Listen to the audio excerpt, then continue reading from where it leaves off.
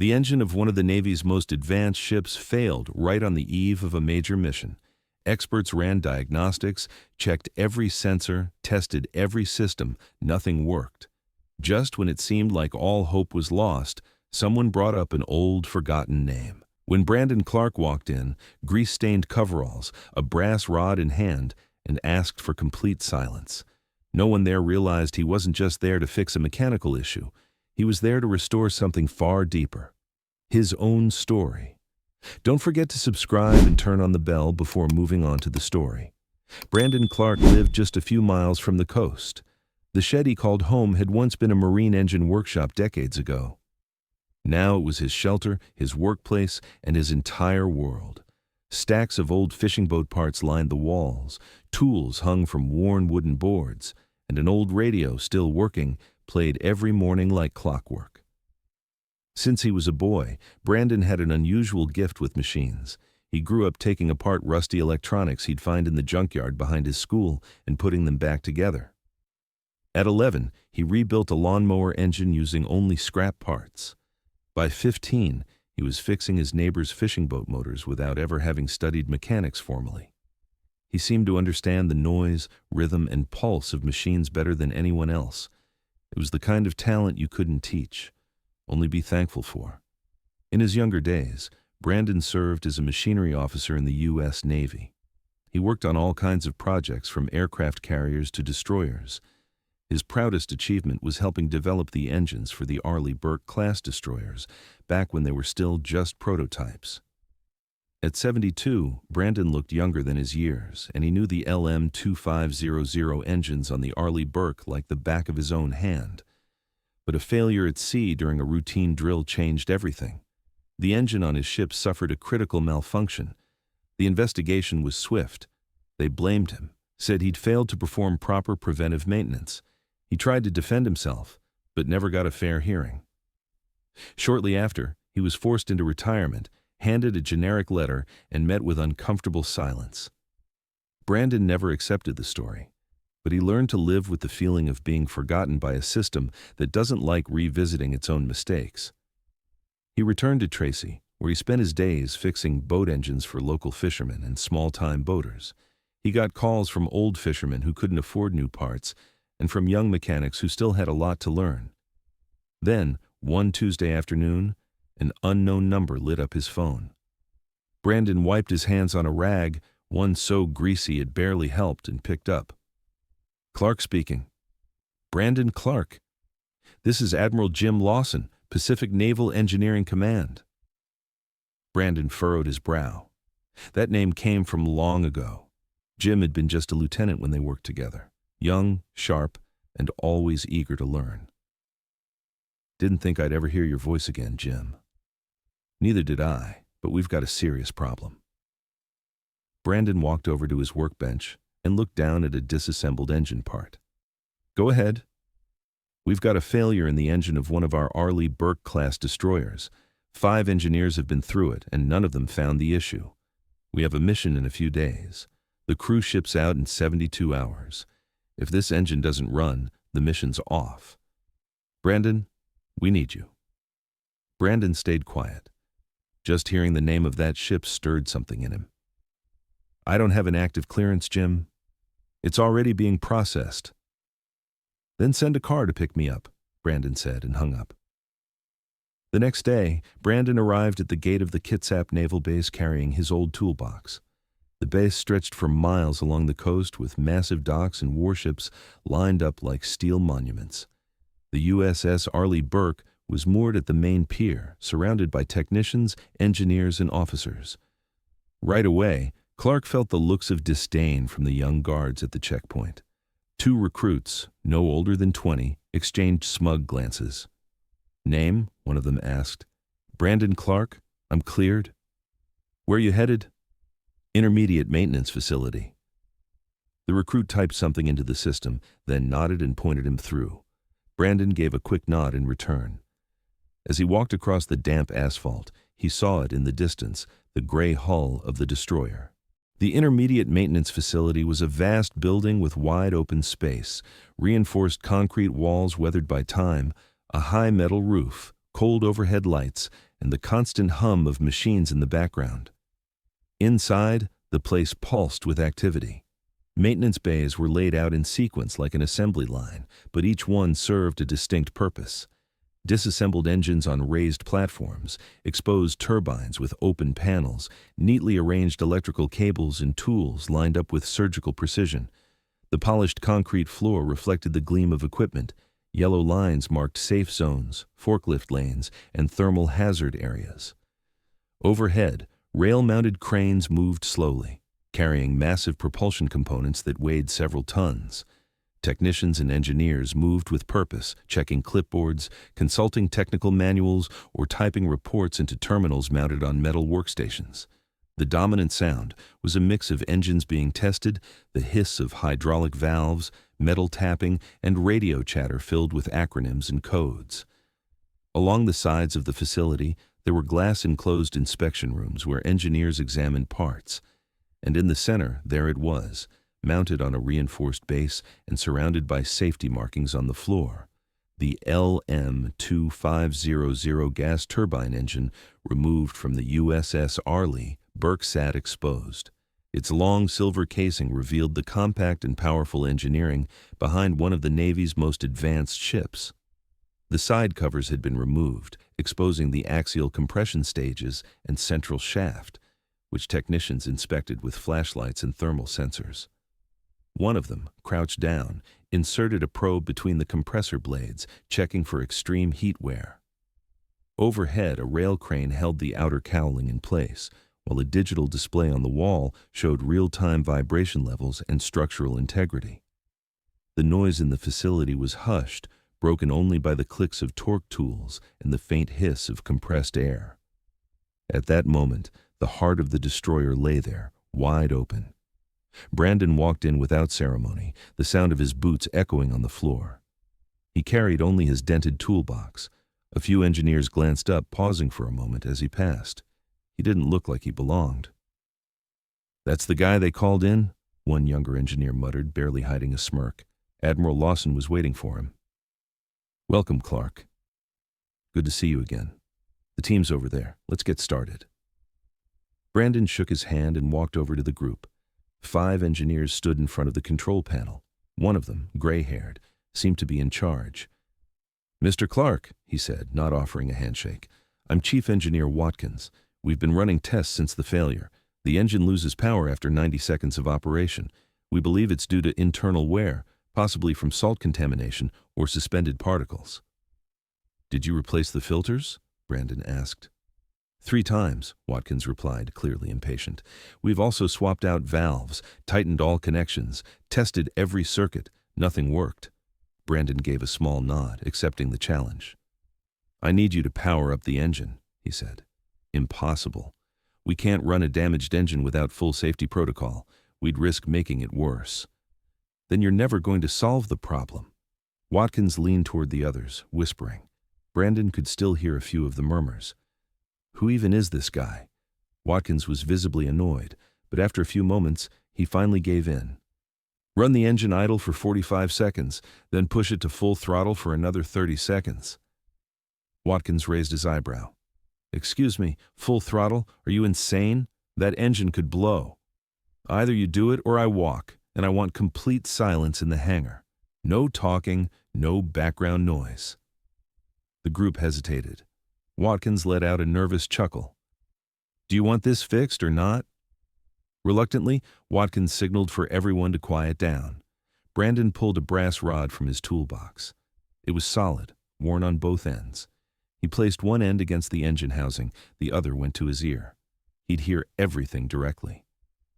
"This is a joke, right? There's no way that'll work." Watkins glanced around, chuckling, but the others didn't smile. They were watching, curious, unsure. "Start it," Brandon said.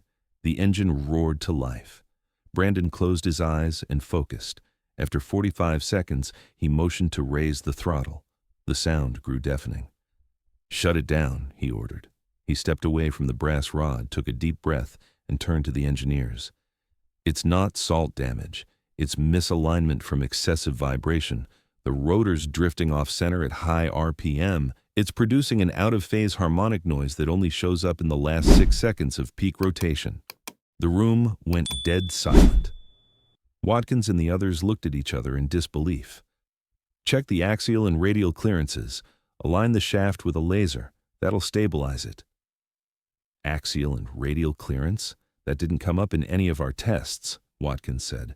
You're suggesting 5 engineers with state-of-the-art diagnostics all missed a basic alignment issue. Brandon picked up his toolbox and began walking toward the exit. Do whatever you want. My work here is done. He left the hangar in silence, followed by quiet scoffs and sidelong glances. In the jeep taking him back, he overheard one recruit mutter to the other, "Total waste of time." Brandon's phone rang late in the afternoon, just as he was draining an oil tank in the back of the workshop. Clark speaking. "It's Engineer Watkins," said the voice on the other end, softer this time, almost hesitant. "I just wanted to let you know we ran the tests again with the engine hot. We measured the axial and radial clearances and checked the alignment with a laser. Just like you said, the rotor was in fact off-center. The vibrations increased after 40 seconds, causing the wear we couldn't explain. The misalignment has been confirmed. You were right. Completely right. The destroyer will launch on schedule thanks to you." Watkins took a deep breath on the other end of the line, the kind of breath that carries the weight of a hard-earned admission. "The Admiral has asked that you return to the base tomorrow." Brandon didn't answer right away. He walked over to the workshop door. Outside, the sky was beginning to darken over Tracy Bay. "All right," he said at last. "I'll be there." The next morning, just after dawn, a military helicopter landed at the old dock behind the workshop. The rotor wash kicked up dry leaves from the ground. Brandon stood at a distance, hands tucked into the pockets of his coveralls, watching. A Navy lieutenant stepped out of the aircraft and walked over to him. "Mr. Clark, I've been sent by Admiral Lawson. He requests that you accompany me to the naval base." Brandon nodded, grabbed his toolbox as if it were just another workday, and boarded the helicopter. When they landed, a small group of officers waited to receive him. There was a quiet air of respect among them. Admiral Lawson stepped forward. "Brandon Clark," he said, extending his hand. "I knew I wasn't wrong to call you. We worked together for years, and you were the best machinery officer I ever knew. Clearly, you still are. I want to officially acknowledge the role you played in saving this operation." Brandon shook the Admiral's hand. He could feel the eyes of the team on him, but not like before. The doubt was gone. The Admiral reached into his pocket and handed Brandon a small white envelope. "This is your compensation for the consulting work. And an administrative review was conducted regarding the incident that led to your retirement. The failure previously attributed to your oversight has been reevaluated based on archived records. This is a formal apology and recognition of your years of service." Watkins approached. He seemed lighter than the day before, but something in his expression still held a mix of guilt and admiration. "Mr. Clark, I've studied that engine model for years, but you showed me that there's always more to learn." Brandon smiled for the first time that day. A brief smile, but a genuine one. Brandon walked in silence toward the base helipad, accompanied only by the sound of his boots hitting the damp concrete. The sky over Kitsap was overcast, low clouds drifting with the ocean wind. In the distance, the USS Arleigh Burke was preparing to depart, its engines now running at full power, exactly as they should. Admiral Lawson stood waiting beside the helicopter. "You're all clear, Mr. Clark. The pilot will take you back." "Thank you, Admiral." Without another word, Brandon climbed the steps into the helicopter and took a seat by the window. As they lifted off, he watched the base grow smaller below. Technicians moved around the structures. The routine continued. But it wasn't until the helicopter climbed higher that he saw it. There it was, the destroyer that once carried the weight of his unjust failure, massive, cutting through the bay waters, leaving a white trail of waves behind. Brandon kept his eyes fixed on the ship for a few moments, a silent realization that behind that towering structure was a part of him, his craft, his gift, his truth. From above, he watched the coastline slowly fade away. The sea reflected the gray light of morning, and in the distance, the silhouette of the USS Arleigh Burke disappeared little by little, back to its mission, and maybe in its own way, offering a quiet thanks to the one who brought it back to the sea. As the helicopter flew back to Tracy, Brandon opened the envelope the Admiral had given him. Inside was a formal letter of apology on Navy letterhead, acknowledging that new evidence had exonerated him from any wrongdoing in the incident that ended his career. There was also a check, substantial compensation for the consulting work, but more importantly, a document reinstating his veteran benefits and backpaying what he had lost over the years. But what caught his eye was a small handwritten note from Admiral Lawson. "The Navy needs more people who can hear what machines are saying. Would you consider helping us train the next generation?" Brandon tucked the papers back into the envelope and gazed out the window. Below, the coastline of Tracy came into view, the small town where he'd rebuilt his life after the Navy had cast him aside. His little workshop by the water had been his refuge for decades, a place where he could still use his gift even if the world had forgotten him. The helicopter touched down on the old dock. Brandon thanked the pilot and stepped onto familiar ground.